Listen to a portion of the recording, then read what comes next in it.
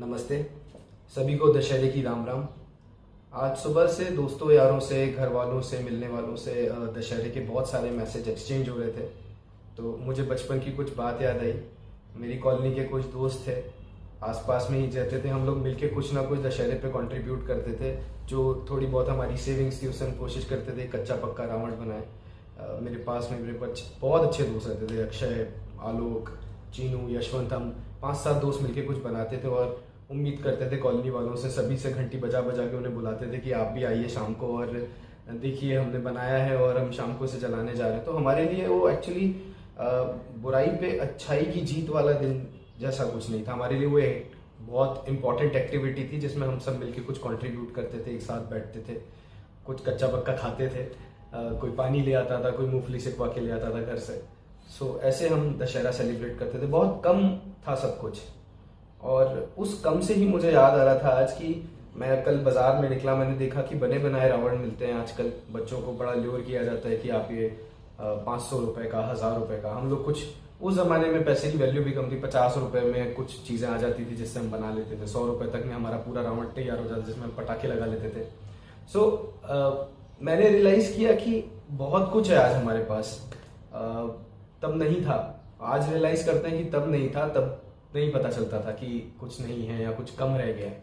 तो आज देखते हैं मुड़ के पलट के कि कितना कम था लेकिन कितना पूरा था, वो कितना कंप्लीट था जिससे हमें इतनी खुशी मिलती थी।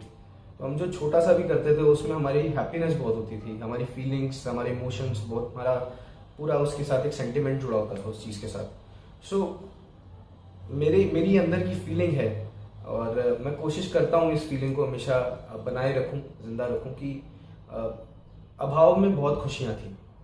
तो ऐसी ये 2 लाइनें मैंने ही, मुझे लगा कि शेयर करता हूँ कि जब तक अभाव था खुशियाँ आती रहीं, और जब सब आने लगा खुशियाँ जाती रहीं। तो जो आज आपके पास है वो भी कंप्लीट है, आपको फील करने की ज़रूरत है। तो ये बात करते हुए मुझे एक बात और मन में लगती है कि ये जो हमारे मन का कंटेनर है, जो हमारे मन का ग्लास है, इसके अंदर मटेरियल भी है और इमोशन भी। तो उस समय शायद ऐसा था कि मटेरियल कम था और इमोशन बहुत। तो हमारा जुड़ाव बहुत था चीज़ों के साथ, हमारा कनेक्शन बहुत था चीज़ों के साथ। हम हर चीज़ के साथ एसोसिएट करते थे और एक कलेक्टिवनेस की फीलिंग थी। सब लोग साथ रहना चाहते थे किसी ना किसी रीज़न से, किसी ना किसी इवेंट पर। आज वो जो कंटेनर है उसमें मटेरियल बहुत हो गया है। तो जो इमोशन है, वो जो सेंटिमेंट है, वो जो कनेक्शन है, वो जो बॉन्ड है, वो अब मिसिंग लगता है। तो मटेरियल तो बहुत है लेकिन वो जो सेटिस्फेक्शन की फीलिंग है वो इमोशन से आती है, और वो इसलिए नहीं आ पाती क्योंकि हम कनेक्ट ही नहीं कर पा रहे हैं चीज़ के साथ। सो मेरी सबसे रिक्वेस्ट है कि थोड़ा थोड़ा अपना जो मन का कंटेनर है, जो मन का ग्लास है, उसमें थोड़ा मटेरियल कम करिए और थोड़ा सा इमोशन को और जगह दीजिए। शायद लाइफ और सुंदर लगेगी, ब्यूटीफुल लगेगी, कंप्लीट लगेगी, खुशी महसूस कर पाएंगे आप पूरी तरह से। सो ऑल्दो दशहरे का त्यौहार है, अलग अलग रिलीजियस सेंटिमेंट्स है लोगों के। कोई कहता है कि बुराई पर अच्छाई का दिन है, जीत का दिन है, और एक प्रतीक है इस बात का कि इस दिन भगवान राम ने रावण को हराया था। एक ये थ्योरी है, एक ये थ्योरी है कि रावण ने सल्वेशन के लिए ये रास्ता चुना, उनको मालूम था कि मेरे साथ ऐसा होगा तो मेरा उद्धार होगा।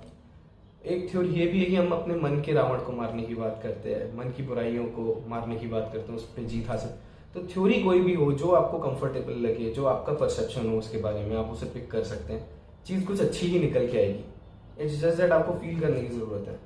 सो थोड़ा है, थोड़े की ज़रूरत है, और जो मन का कंटेनर है जिसमें थोड़ा इमोशन रहेगा, उसमें थोड़े इमोशन की और ज़रूरत है। तो और मज़ा आएगा, और जुड़ाव होगा, ज़िंदगी और सुंदर लगेगी। इसी के साथ मैं आप सबको एक बार फिर से दशहरे की शुभकामनाएं देता हूँ, और आशा करता हूँ कि आप सभी का ये दिन और आने वाला साल, दिवाली, आगे आने वाली लाइफ और भी हैप्पी होगी और भी हैपनिंग होगी। Thank you so much.